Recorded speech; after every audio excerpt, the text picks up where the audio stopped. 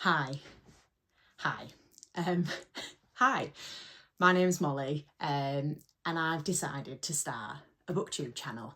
I've been umming and ahhing about it for a long time, and I just really fancy giving it a go. I've watched booktube for a long time. I really enjoy watching these videos. I think they're really relaxing, and yeah, I'm taking the plunge and I'm going for it. This is really out of my comfort zone, so if I seem nervous, that's why, but I'm hoping that with time I'll become a little bit more confident. My channel is called The Reading Hour. We'll get into why soon. And I couldn't decide what my first video would be. Would I talk about the books that I've read recently or favourite books, but I think I've settled on doing the newbie tag. I've watched people do the newbie tag before, and I think it's quite nice to get a feel for if that person has similar tastes to you or similar opinions, or if you just quite like vibe with their personality. So yeah, that's what we're going to do today. I've got a cup of tea in my very old cat mug, and some of the cats have hats on them, so that was a good choice for today. So the first question from the newbie tag is, why did you start this channel? So I've been watching booktube on and off for about 10 years now. When I started sort of watching it when I first started buying books, which was around 17, so like 10 years ago now. So I've always sort of enjoyed this corner of the internet. I think it's a really nice space, and I think people are very kind and there's a lot of warmth, and if I've ever watched anything, it tends to be the sort of booktube corner. So I knew that if I was going to get into something like this, it was always going to be about books. I've read on and off through my life. I did English literature at college. I read sort of the sort of standard things that you read as a young kid growing up. Sort of fell out of it as I was sort of coming into university and out of university, and then I had my daughter, and so everything was sort of focused on that. And recently, this past year, my interest in reading peaked again. I found that it was when I'd had a really stressful day. It was something really comforting to turn to, was reading a book on an evening instead of just mindlessly scrolling the internet. And don't get me wrong, I love the internet, love TikTok, think it's great, but I do think that you can get in a bit of a trap with it. And I'm not a big outdoorsy person, I'm not a big sports person. My hobbies are very introverted and indoors preferably. So reading a book in a cosy living room with a blanket, with a cup of tea is like heaven. And so since about May in 2024 has been probably the first time in my life that I've had a book on the go non-stop. Like, finish a book and pick up another one. I've tried to read across genres and work out what it is that I'm really interested in. So I'd say I'm actually, as much as I've read on and off through my life, I'd say it's only been quite recently that I've sort of really committed to it. And really seen the power in it and what it can do for yourself and your mental health and everything. And yeah, so I've been umming and ahhing about it for quite a while. Lots of encouragement from my husband, and I've just decided that I want to give this a go. And I'm going to put myself out there and I'm going to give my opinion on things. And yeah, I'm really looking forward to this new sort of endeavour. I hope that it resonates with someone, and that any people enjoy watching it. So yeah, that's why I'm doing it. The second question was, what are some fun and unique things you can bring to booktube? I'll be completely honest, I don't think there's anything fun or unique that I can bring to booktube. One thing that I hope will resonate with the average person though is that I am a mum to a 2.5-year-old. So I also work part-time, work 3 days a week, and when I had my daughter, nothing prepared me for how little time you get to yourself after you have a child. I know that's stupid and a little bit naive of me, but all my hobbies sort of disappeared in those sort of first 2 years of her life. So I've sort of, reading has been quite a wonderful thing for me, because it's been my time after a really hard day of parenting and all working. It's just my time to decompress, and it's been a really healthy way for me to do that.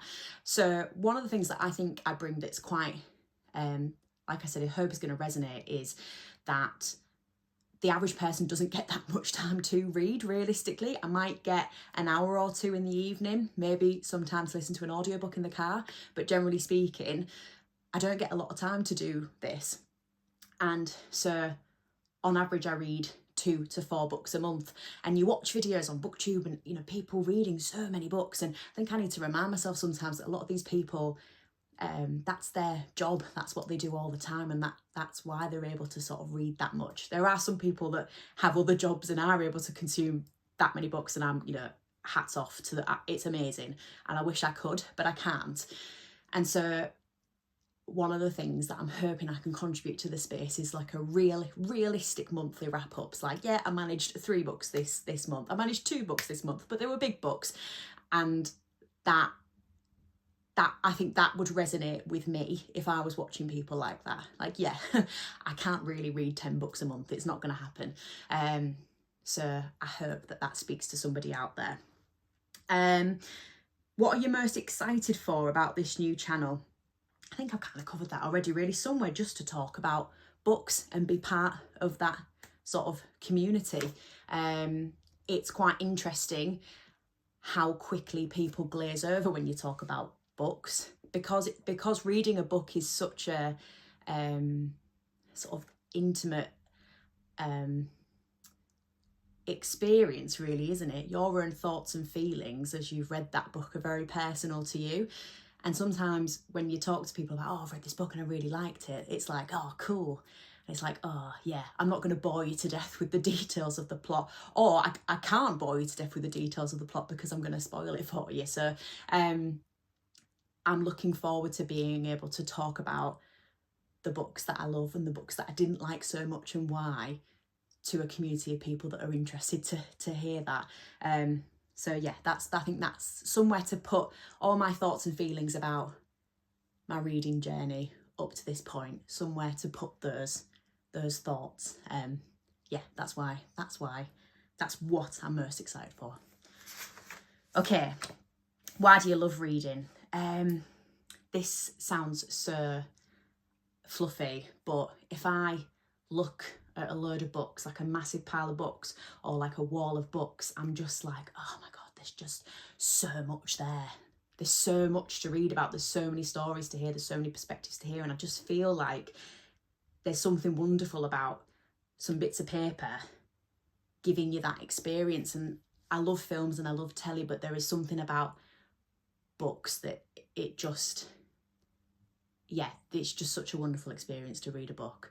I also love how, like, the last book I just read before I'm filming this video was Rebecca by Daphne du Maurier, and it's like, that's such a time capsule for that period and everything. And an author that is long dead now, her opinions on the world are there captured in that book, and I love that. I love that I've got access to that. I know you can make the same argument for telly, but there's just something so magical and so personal about reading a book. It's also very relaxing. Like I've said, it's such a lovely activity to try and relax. So what book or series got you into reading? So I'm glad you asked. My favourite books growing up were Northern Lights, Subtle Knife and the Amber Spyglass by Philip Pullman. I think they were just very magical books, and they really sort of sparked my imagination as a young kid. The thought of having like a little animal that reflected my soul, it's like, yeah, I'm down for that. I don't know what my animal would be. Probably would be like a fat house cat or something. Oh, I'm knocking books everywhere. Yeah, like I said, a house cat I think would probably be mine, and I would be more than happy with that. Also Harry Potter, which I've just got one here. I have got the more like recent publication collection on my windowsill, but they've all been damaged by the sun sadly. But I've got this lovely copy of The Goblet of Fire which is sitting there, and obviously you know, they're very special books, and I think a lot of people read them when they were younger, resonated with them. Questionable author, but you know, we move on. When I was at college, I read Jane Eyre and Revolutionary Road by Richard Yates. Obviously Jane Eyre by not Emily, Charlotte Bronte. And they were two books that I absolutely loved them, and I was like, oh yeah, I get it now. Like grown-up books, I get them now. These are cool, right? Like I say, sort of lost interest after college, but yeah, books that have stayed with me and I still think about quite a lot. So yeah, that answers that, I think. I found this question quite tricky. What questions would you ask your favourite booktubers? How do you read so much? How do you do it? I think it's amazing. There's such a commitment. But probably just that, really. I think in terms of trying to like get advice for my own channel, I'm just going to wing it and hope for the best. But if anyone's got any advice, I would very much appreciate it. Okay, what challenges do you think starting a booktube channel will be the hardest to overcome? Embarrassment, complete and utter embarrassment. But I think that those feelings have been what has held me back to do. Sorry, let me try that again. I think that those feelings of embarrassment and what somebody, oh God, what are they going to think about me? I think I've been plagued by those thoughts all my life, and I think those are the sort of thoughts that have held me back from doing lots of things that I've wanted to do in my life. And this feels like a really sort of manageable goal, something that I have got some time for, and something that I'm really, really excited about. But I do think that it's that, oh God, what if somebody sees it and thinks I'm stupid? Oh God, what if I look really awful? It's my daughter shouting downstairs. So yeah, embarrassment, but it's 2025. This is the year of overcoming that and doing what you want to do, because we're not here for very long and we've got to make the most of it. Also time commitment. Like I say, I work, I've got a little girl. I can only really do this when my husband's also here to keep an eye on her. But yeah, I'm fairly confident I can commit a bit of time to this. So yeah. When did you start reading? I've answered that already, on and off through youth. But like I say, this past sort of since May, this has been the most committed I've ever been. Because there is an element of commitment. It's very easy to just turn on your phone and just scroll. You don't really need to think about that. But I'm, yeah, really enjoying it at the moment. I think I'd probably be considered quite a new reader. I've not read lots of books, but again, I'm excited about how many more there are to go for. Where do you read? In my living room, snuggled under a blanket with my cat. That's perfect. I do like to read in bed as well, but I wind my husband up with my lights and everything. I drive a lot for work, so I love putting an audiobook on and listening to those while I'm on long drives as well. What kind of books do you like to read? So I think this is quite an interesting question, because I don't really think that I do have a favourite genre. I've read lots of things across different genres. I do like to read classics or I've been trying to read more classics recently, because they are just bloody good, aren't they? They're really good, and I think that they challenge you a little bit. But at the same time, one of my favourite books last year was Song of Achilles by Madeline Miller, which I think is considered a bit more of like a TikTok book, like quite like a popular book. I also read A Court of Thorns and Roses, and I really enjoyed the first two. I didn't enjoy the last three so much, but I really, really did enjoy the first two. I'm trying to think what else. I forgot to say as well, Terry Pratchett. Sorry, I'm going back, but Terry Pratchett was another big one that sort of inspired my reading when I was younger. I loved Terry Pratchett. I also really enjoyed Donna Tartt at the beginning of this year. So sort of like, is it considered like a literary thriller? Basically, I don't have an answer to this question. That's part of this for me, is reading lots of different things and, you know, getting an idea of what I like. I have tried to read thrillers a bit more. I did read a thriller for a book club. I read the one by John Maz, and I didn't like that very much, like quite strongly didn't like that. And so I was like, okay, maybe that's not my genre. So just bear that in mind if you like those things. I don't know that I do. I'd be interested to try more, and I will try more, but yeah, those are that's probably a genre that I don't enjoy as much. Oh, it's hard not to ramble, isn't it? You know when YouTubers go, oh God, I'm really rambling. Yeah, it's hard not to. Okay, gosh, we're on the last question. What does your book collection look like? Well, it's pretty miserable, really.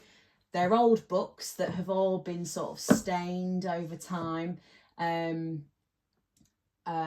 actually got one that's from a library. That one, from a library from when I was like at school, don't tell them.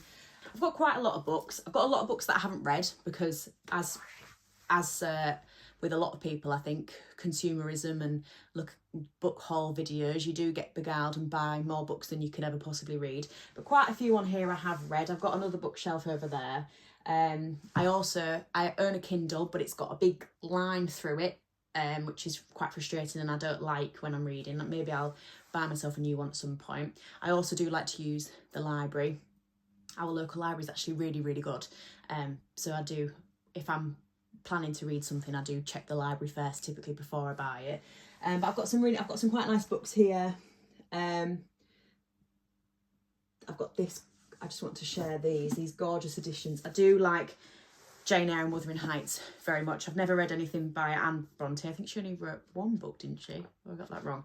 But these are just, I don't even know if that's in frame, but I think these are absolutely gorgeous. And I got these from the Bronte Museum in Haworth, and they're like pride possessions on my shelf. But yeah, if there's anything there that you think would resonate with you, these are some of my like favourite books. Like I say, I've got a lot on my Kindle as well that are some of my favourite books. I'm currently reading Circe by Madeline Miller after reading Song of Achilles, which I really enjoyed, and so far I'm enjoying this one. And I'm going to read The Last Family in England by Matt Haig for my work book club coming up soon. So if either of those interest you, do stay, click subscribe, because I might I'll be covering them soon through the next couple of months. I don't know what I'm going to record next. I might cover some books that I read last year, have a chat about some of my favourite books and least favourite books from like May to December last year.